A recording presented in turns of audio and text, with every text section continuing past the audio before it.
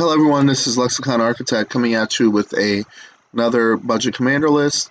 And today I decided that I wanted to do a Demir deck. So this deck is basically Horror Tribal with a mill sub-theme. So the strategy of the deck is to try to connect with our horrors that will have menace and use a bunch of spells that will mill our opponents. So we have two win cons. We either steal their best creatures and kill them through combat damage, or mill their entire library. So let's get into the commander. It is a 5-mana commander, which is kind of heavy for me because I usually like to play commanders that are 3 or less CMC. But we're going to try something different and see how this works out. So basically our commander says horrors we control have menace. And then whenever a horror you control deals combat damage to a player, that player mills that many cards. So if I'm correct, if you hit with a 5-power creature, they will mill 5 cards. And then at the beginning of our end step, we may choose target artifact or creature in opponent's graveyard that was put from their library this turn, and we put it onto the battlefield under our control. So let's say they mill a Titan of Industry. We can return at our end step, we can take the Titan of Industry from their graveyard and then put it onto the battlefield under our control. So let's get into the creature base. We're running 29 creatures. We're going to be playing Aboleth, which is a 3-mana flash ward 2 that says whenever a creature enters the battlefield under an opponent's turn, whenever a creature enters the battlefield under an opponent control causes a trigger ability of that creature to trigger, you may copy that ability and you may choose new targets. So let's say our opponent plays a spell, a creature that causes something to trigger, we can copy that ability and use it ourselves for that opponent or someone else, or maybe ourselves. Then we're playing Brainstealer Dragon. It is a 6/6 horror with flying that says at the beginning of our end step, we may exile the top card of each opponent's library, and we may play those cards for as long as they remain exiled. If you cast a spell this way, you may spend mana as though over mana of any color to cast it. And then finally, whenever a non-land permanent an opponent owns enters the battlefield under our control, they lose life equal to its mana value. Next, we're going to be playing Chasm Skulker. 3-mana horror that says whenever you draw a card, you put a 1/1 counter on it. And then when it dies, you create X 1/1 blue with creature tokens with Island Walk, where X is the number of counters on this creature. So this is good for us because if we do have an opponent that controls an island, we will have a bunch of squids that can freely attack in and get some damage in. Then Consuming Aberration, 5-mana horror that is power and toughness is equal to the number of cards in all of your opponent's graveyards. And then whenever you cast a spell, each opponent reveals cards from the top of their library until they reveal a land card, and then they put those cards into their graveyard. Then we're going to be playing Defiler of Flesh, 4-mana horror with menace that says as an additional cost to cast black permanent spells, you may pay 2 life, and then those spells cost 1 swamp less to cast if you pay life this way. And then you can only use this effect to reduce the amount of black mana you pay. And then whenever you cast a black permanent spell, target creature you control gets +1/+1 and gains menace until the end of the turn. Then we're playing Grazalok. It is a 3-mana horror that says whenever a creature you control becomes blocked, you may return it to its owner's hand. And then whenever one or more creatures deal combat damage to a player, you draw a card.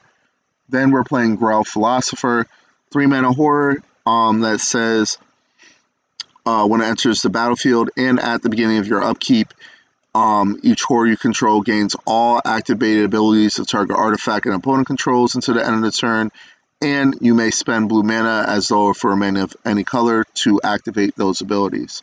Then Guilt Feeder, it's a 5-mana horror with fear, so it can only be blocked by artifact creatures or black creatures. And then when it attacks and isn't blocked, the defending player loses 1 life for each card in their graveyard. So if an opponent has 10 cards, we attack with this. If it's not blocked, they will lose 10 life. Then we're playing Hullbreaker Horror. It is a 7-mana horror with flash that cannot be countered, and then whenever you cast a spell, we can choose up to one. You can return target spell you don't control to its owner's hand, or you can return a non-land permanent to its owner's hand. It can be us or our opponent. Then Hunted Horror. It is a 2-mana 7/7 trampler that says when it ETBs, target opponent creates 2 green centaur creature tokens with power and toughness 3/3, and they have protection from black. So this is a very deadly card, especially early in the game, since it's only 2 mana and it's a 7/7. We really don't care about someone getting 2 tokens because we could always just attack another player. Then we have Mind Flayer, 5-mana horror that when it ETBs, you gain control of target creature as long as you control Mind Flayer. Then we play Nemesis of Reason, a 5-mana horror that says whenever it attacks, defending player mills 10 cards. Then we're playing Night Howler. It does have a bestow cost. So it says Night Howler and Enchanted Creature get XX, where X is the number of creature cards in all graveyards. Then Overcharge Amalgam, 4-mana horror with flash and flying and exploit. So when it ETBs, you may sacrifice a creature. And if you do exploit, you can counter target spell, activate ability, or triggered ability. Then we're going to be playing Phyrexian Obliterator because it is a horror with trample, and then whenever a source deals damage to it, they sacrifice that many permanents. So if they decide to block with 3 creatures, then those creatures will deal damage to Phyrexian Obliterator. Let's say, for example, the damage was 10, they will have to sacrifice 10 permanents. Then Ravenous Chupacabra. It is a 4-mana horror that when it ETBs, you destroy target creature and opponent controls. Then we're going to be playing Ruin Crab just to mill our opponents. Solid 1-drop. Whenever a land ETBs, each opponent will mill 3 cards. Then Screaming Swarm, 6-mana flyer that says whenever you attack with 1 or more creatures, target player mills that many cards. And then for 3, we can put this card from our graveyard into our library, second from the top. Sewer Nemesis, 4-mana horror that when it ETBs, we choose a player, and then its power and toughness are equal to the number of cards in that chosen player's graveyard. And then whenever that chosen player casts a spell, they put the top card of their library into their grave. Then we are playing Sludge Monster, 5-mana horror that when it ETBs or attacks, put a slime counter onto one other target creature, and then non-horror creatures with slime counters on them lose all abilities and have base power and toughness 2/2. Then we're playing Spark Double just to copy a creature. It will enter with an additional 1/1 counter on it, so we could copy any creature on our battlefield that we want, and then decide how we're gonna proceed after that point. It just really depends on our board state and what we think is the most important creature to copy at that moment. Then we're playing one of my favorite cards, Thief of Sanity, 3-mana flyer, but it's not a horror. But anyway, when it deals combat damage to a player, you look at the top 3 cards of that player's library, you exile one of them face down and put the rest into their graveyard, and then you may look at and cast that card for as long as it remains exile, and you may spend mana as though if it were mana of any type to cast that spell. Then obviously we're going to be doing Thing in the Ice, 2-mana horror with Defender that when it ETBs, it has 4 ice counters on it. Whenever you cast an instant or sorcery, you remove an ice counter from this, and then if it has no ice counters on it, you transform it. Then it becomes this. So it's basically going to bounce all non-horror creature token. Sorry. It's going to return all non-horror creatures to their owner's hand. So this is good for us, especially if you want to go swing for lethal. We can just bounce all their stuff. We have a ton of horrors on board, and then we just attack freely into our opponents.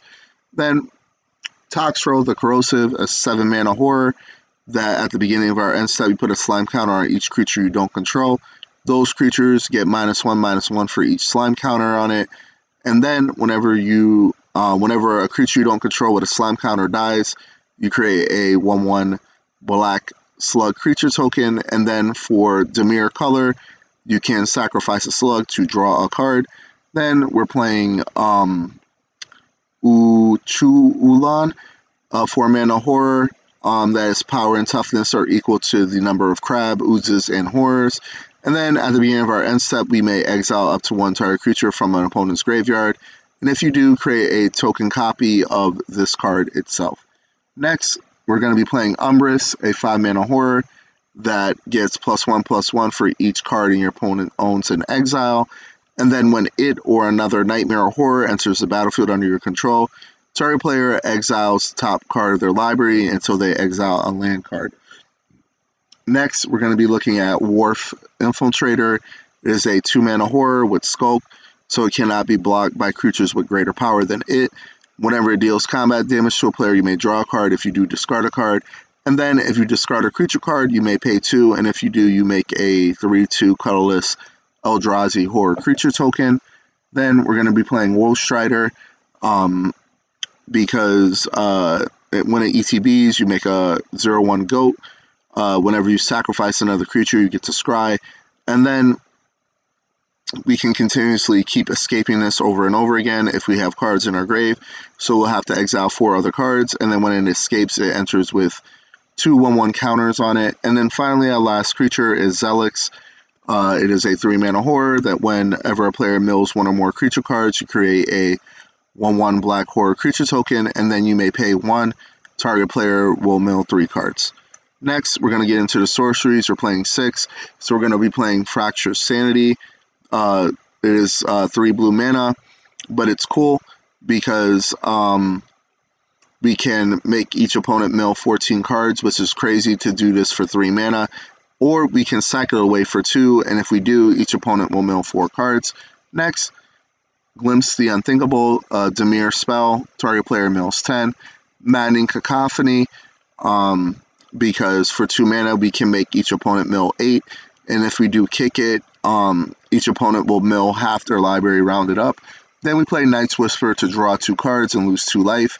Sign in Blood to draw 2 cards and lose 2 life. And then Tasha's Hideous Laughter for 3 mana. Each opponent will exile cards from the top of their library until they have milled a total amount of cards with mana value 20 or more. Next, for instance, we're going to be playing Baleful Mastery to exile target creature or planeswalker.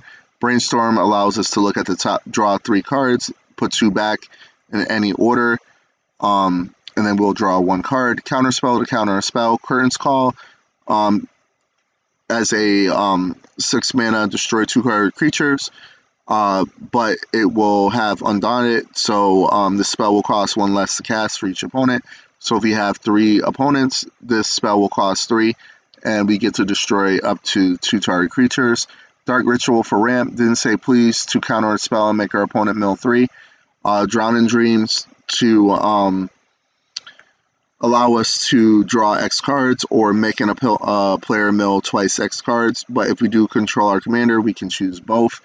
Drowning Lock, which allows us to counter target spell with mana value less than or equal to the number of cards in its graveyard, or you can destroy target creature with mana value less than or equal to the number of cards in that controller's graveyard.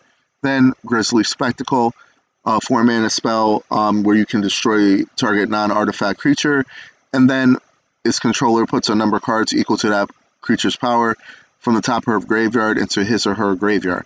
So let's say that creature is a 12/12, we destroy it with this, they will mill 12 cards. Infernal Grasp from removal, into the story to draw us 4 cards, negate, counter target non-creature spell, Psychic Strike, for 3 mana to counter target spell, and then its controller will mill 2 cards from the top of their library. Pull of Tomorrow to help us draw. Thought Collapse to counter and make that person mill 3. Thought Scour to either put 2 cards from our opponent's library into their graveyard, or we can do ourselves, and then we'll draw a card. And then finally, Unseal the Necropolis. So for 3 mana, each player will mill 3 cards, and then we return up to 2 target creature cards from our graveyard to our hand. For artifacts, it's pretty simple. Arcane Signet, Commander Cheer, Dimir Signet, Lightning Greaves, Mind Crank, Soul Ring, and Talisman of Dominance. And then for enchantments, we're going to be doing Court of the Cunning, 3-mana spell that when it ETBs, we become the Monarch. And at the beginning of our upkeep, any number of target players each mills 2 cards. And if we are the Monarch, each of those players mills 10 cards instead. Then Endless Evil, to enchant a creature we control. At the beginning of our upkeep, we make a token that's a copy of that creature, except it is a 1/1. And then whenever that creature dies, the enchanted creature, if it was a horror, we can return this to our hand. Then Memory Erosion, 3-mana enchantment that says whenever opponent plays a spell, they put the top 2 cards of their library into his or her graveyard. Then Phyrexian Arena to allow us to draw multiple cards each turn. And then Psychic Corrosion that says whenever we draw a card, each opponent puts the top 2 cards of their library into their graveyard. Lands are pretty basic. We're just going to go over the utility land. So Castle Lochwain allows us to draw a card for 3, lose life equal to the number of cards in our hand. Castle Vantress to help us scry 2. Rivendell to scry 2 only if we control a legendary creature. And that's it. So this deck is going to run you somewhere between 155 to 160, depending on where you get your cards. And then we curve out on turn 3, and that's when things start working for us. And that's the deck. So if you enjoyed this video and you like this style of content, please subscribe to my YouTube. The video will be uploaded shortly with all my social media links, and I hope you have a good day and enjoy your Labor Day weekend.